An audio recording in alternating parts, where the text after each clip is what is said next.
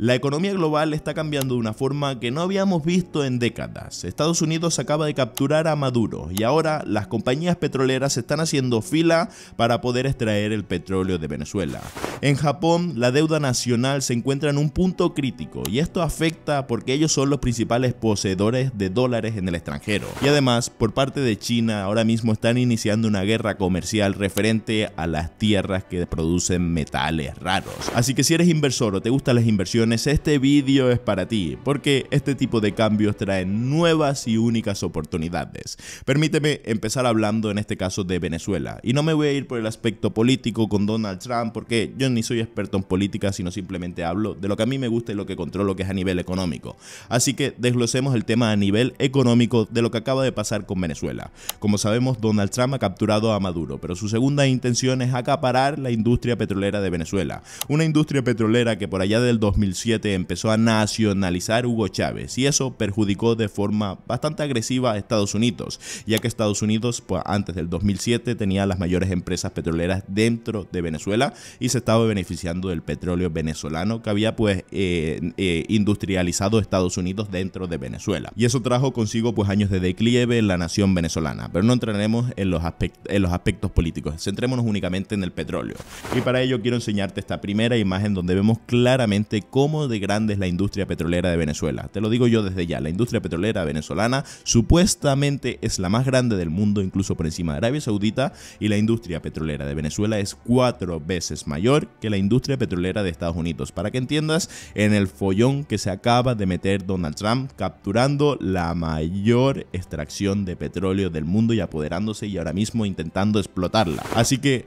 es obvio que van a haber países y entidades que se van a ver perjudicados de los movimientos de Donald Trump. ¿Cuáles son esos países? Pues uno, por ejemplo, es Rusia, al igual que también es China, pero centrémonos primero también en Rusia. Y Trump lo dijo muy claro: la economía de Rusia apesta y los precios más bajos del petróleo detendrán su maquinaria de guerra. Palabras textuales de Donald Trump. Es decir, que la bajada del precio del petróleo por aumentar su producción podría incluso beneficiar de forma positiva, beneficiar en este caso a terminar con el conflicto que hay entre Rusia y Ucrania. Grandes palabras que nos ha dejado por aquí Donald Trump. Pero bueno, que hay otros países que también se están viendo perjudicados por el movimiento que ha realizado Donald Trump hacia Venezuela, y uno de ellos es, como no, China, que siempre tiene que estar metido por medio. China hasta entonces era el mayor comprador de petróleo del gobierno de Maduro. Estamos hablando de que China compraba el 85% de todas las extracciones de petróleo que se estaban realizando en Venezuela. Cifras majestuosas donde ahora se ha metido por medio Estados Unidos, y China tendrá que volver a renegociar ahora con las entidades privadas de qué va a pasar con el petróleo que se estaba extrayendo y se estaba dirigiendo hacia China. Entendido todo esto, hay más conceptos que tenemos que relacionar con todos estos temas del cambio económico global que se está creando, como por ejemplo los materiales de tierras raras, que está también poniendo restricciones China contra Estados Unidos para también crear esas guerras comerciales que hablaremos a continuación. Pero eso lo dejaremos para más adelante. Ahora hablemos de oportunidades que se están creando, que son oportunidades únicas relacionadas al petróleo, y donde nosotros como inversionistas o simplemente como que nos gusta el mundo de las inversiones podemos estar echándole el ojo, entendiendo que esto no es ningún consejo de inversión ni mucho menos, simplemente es mi opinión. Pues para ello yo creo que uno de los aspectos más razonables para asumir el menos riesgo posible y si queremos adentrarnos dentro de las industrias petroleras sería buscar ETFs relacionados a energía, y te tengo dos seleccionados. Uno es XLE, que es el símbolo bursátil de Energy Select Selector, donde engloba pues a las mayores empresas energéticas de Estados Unidos. Si vemos por aquí su ticket, como cotiza, no voy a estar hablando a nivel técnico, vemos que tenemos una tendencia alcista claramente durante las últimas semanas, y esta tendencia viene desarrollándose desde el 2020, lo dejo por ahí, se encuentra ahora mismo en niveles de resistencia, no entro en apartados más técnicos, pero que podría estar interesante si quisieras invertir en petróleo, que no solo invirtieras en una empresa de petróleo específica, sino que pudieras mirar pues un ETF que engloba a un conjunto de empresas de energía para evitar en estos casos tanto riesgo. Pero no solo tenemos ese ETF, sino que también hay otros ETF interesantes como es VDE, que en este caso viene por parte de Vanguard y es prácticamente lo mismo, empresas energéticas dentro de un mismo ETF, dentro de una misma bolsa, que también se encuentra con una tendencia alcista del 2020 y puntos similares a nivel técnico que XLE que te estaba enseñando. Son oportunidades interesantes que se presentan y que veremos cómo se van desarrollando en tal caso de que tú quieras adentrarte en el mundo de las inversiones dentro de la industria petrolera, que probablemente ahora te consideres un experto en extracción de petróleo como toda la gente que está dentro de Twitter.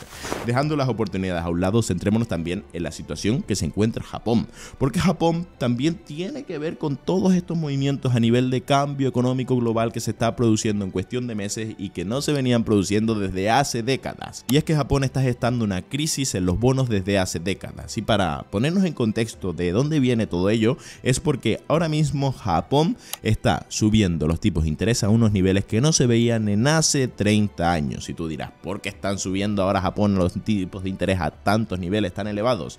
Pues tal vez no sepas de que Japón viene de tener unos tipos de interés negativos. ¿Qué son unos tipos de interés negativos, Cristian? ¿Qué significa eso? ¿Lo contrario de unos tipos de interés? Pues sí. Unos tipos de interés, normalmente cuando tú pides $100 prestados al banco, de ejemplo, tienes que devolverle $110. En este caso, con unos tipos de interés negativos, si pides $100 al banco, tienes que devolverle $90. Así de simple, y así venía desarrollándose la economía japonesa durante los últimos años. Y eso funcionaba porque no tenía inflación, al contrario, tenía deflación. Y esa deflación podrías pensar que es positiva porque significa que tu dinero cada vez vale más, tu dinero cada vez tiene más poder de adquisición, puedes comprar más cosas por esa deflación, que no es lo mismo que inflación, que es lo contrario también. Pero la realidad a nivel económico es que eso no estaba impulsando el crecimiento de Japón, al contrario, lo estaba decreciendo. Se tenía que permitir disminuir unos tipos de interés a prácticamente negativos, como los tenía porque necesitaba inyección de deuda dentro de la economía japonesa para poder crecer, porque los precios, en vez de cada vez estar costando más, las cosas en vez de estar costando cada vez más, tener más valor, estaban devaluándose. Y eso provocó pues unos momentos incrementados de deuda espectacular que terminaron pues aumentando los tipos de interés ahora mismo, como te estaba explicando, a cifras que no se veían en hace 30 años. Y claro, ¿qué relación tiene Estados Unidos con Japón? Pues como te dije en la introducción, Japón es el mayor poseedor extranjero de dólares y estaban haciendo un movimiento bastante particular con los mercados financieros gracias a aprovecharse de ese movimiento de tener unos tipos de interés de cero. Y es que inversores iban a invertir en los mercados bursátiles dentro de Japón pidiendo dinero prestado a los bancos japoneses. Es decir, si tú te vas pues a un bono, si tú te vas a una acción, si tú te vas a un dividendo que sabes que de media durante toda la historia te ha estado dando un 4 o un 6% de rentabilidad prácticamente de forma segura, entonces sería lógico ir a invertir o a pedir dinero prestado en un país donde me está regalando el dinero, porque sería invertir de forma gratuita, sería ganar dinero de forma completamente gratuita, porque si encima tenemos unos tipos de interés negativos, me van a devolver dinero por el dinero que yo estoy pidiendo y estoy invirtiendo en acciones que todos los años o en activos que todos los años demuestran rentabilidad, estoy ganando dinero completamente gratis. Pues ahora eso se va a ver afectado. Ahora esa inyección que era de billones de dólares en los mercados financieros gracias a los movimientos que estaba realizando Japón no van a volver a realizarse porque ya tendrán unos tipos de interés elevados, lo cual va a frenar esa inyección de dinero que tenían los mercados bursátiles. Y hay algo que tienes que comprender por cómo se mueven los mercados financieros. Se mueven únicamente por un aspecto y ese aspecto es la liquidez. Cuanta más liquidez hay, más aumentan los mercados financieros. Oferta y demanda. Cuanto menos liquidez hay en la economía, más tienden a disminuir de valor los activos financieros. Así que esto va a disminuir la inyección de liquidez en los mercados bursátiles por culpa de Japón y entendiendo que es el mayor poseedor de dólares del extranjero. Así que muchas personas se preguntan o inversores qué va a pasar en estos mercados financieros con esa reducción de inyección de capital por parte de Japón que se venía viviendo durante los últimos años y que era un capital de liquidez que estaba entrando de forma muy agresiva en los mercados financieros. Pero luego, dejando ese apartado a un lado, también tenemos a China, porque como China sabemos tiene muchos problemas también con Estados Unidos y Estados Unidos ha entrado en negociaciones, por ejemplo, con China. En octubre se negoció y llegaron a un acuerdo con los aranceles, pero eso no fue suficiente porque China volvió a meter restricciones para la extracción o para la exportación de materiales de tierras raras, para la exportación de materiales de tierras raras. Por si no lo sabes, los materiales que se extraen de las tierras raras son materiales necesarios para todo en esta vida. Hablamos que para los iPhones, hablamos que para la comida, hablamos que para la gasolina, hablamos que para las guerras. O sea, los materiales que se traen de las tierras raras son necesarios para desarrollar cualquier producto innovador ahora mismo. Así que necesitamos materiales de tierras raras para poder seguir avanzando a nivel global. Pero China es el mayor exportador de materiales de tierras raras y lo que ha hecho en este caso ha sido meter restricciones para exportar esos materiales hacia Estados Unidos. No quiere que Estados Unidos siga siendo el potencial económico por aprovecharse de esa extracción de materiales que le está dando China.